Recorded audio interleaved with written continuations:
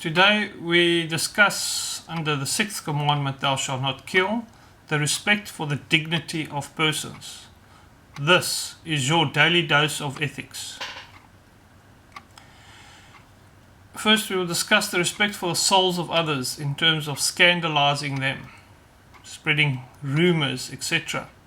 Scandal is a grave offence if by deed or omission another is deliberately led into a grave offence. Scandal takes on a particular gravity or seriousness by reason of the authority of those who cause it or the weakness of those who are scandalized. For example, if people in authority like a teacher scandalize a school child. Whoever causes one of these little ones who believe in me to sin, it would be better for him to have a great millstone fastened round his neck and be drowned in the depth of the sea, says Jesus. Scandal is grave when given by those who by nature or office are obliged to teach and educate others. Scandal can be provoked by laws or institutions, by fashion or opinion. Therefore, they are guilty of scandal who establish laws or social structures leading to the decline of morals and the corruption of religious practice, or to social conditions that intentionally or not make Christian conduct in obedience to the commandments difficult and practically impossible. This is also true of business leaders who make rules encouraging fraud, teachers who provoke their children to anger, or manipulators of public opinion who turn it away from moral values. Anyone who uses the power at his disposal in such a way that it leads others to do wrong becomes guilty of scandal and responsible for the evil that he has directly or indirectly encouraged. Temptations to sin are sure to come, but woe to him by whom they come. Next we discuss a respect for health. Life and physical health are precious gifts entrusted to us by God. We must take reasonable care of them, taking into account the needs of others and the common good.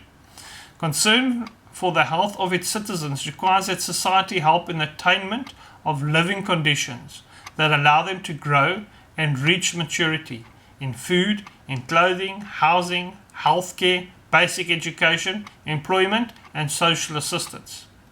If morality requires respect for the life of the body, it does not make it an absolute value.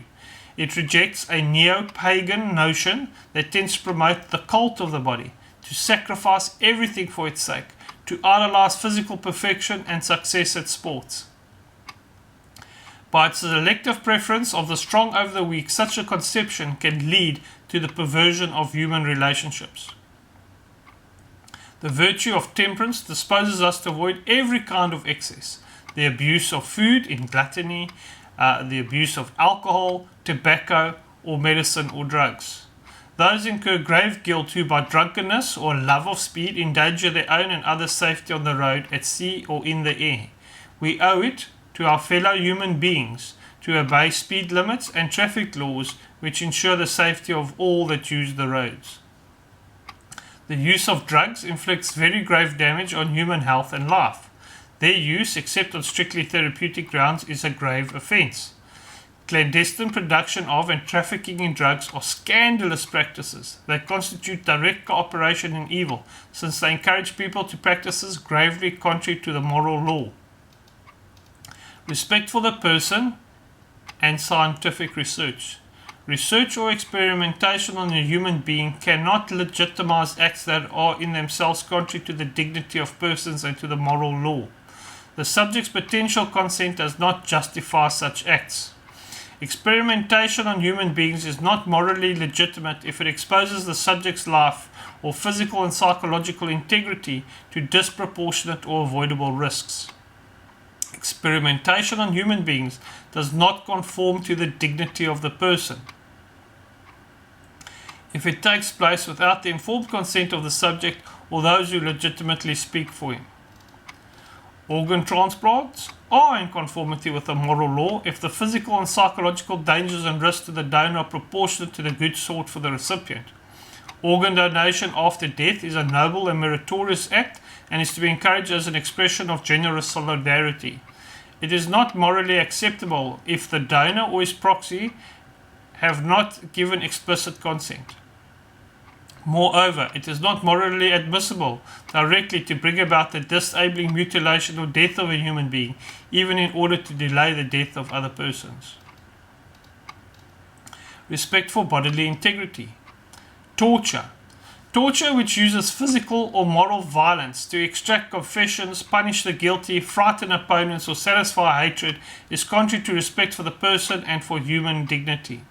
In times past, cruel practices were commonly used by legitimate governments to maintain law and order, often without protest from the pastors of the church, who themselves adopted in their own tribunals the prescriptions of Roman law concerning torture.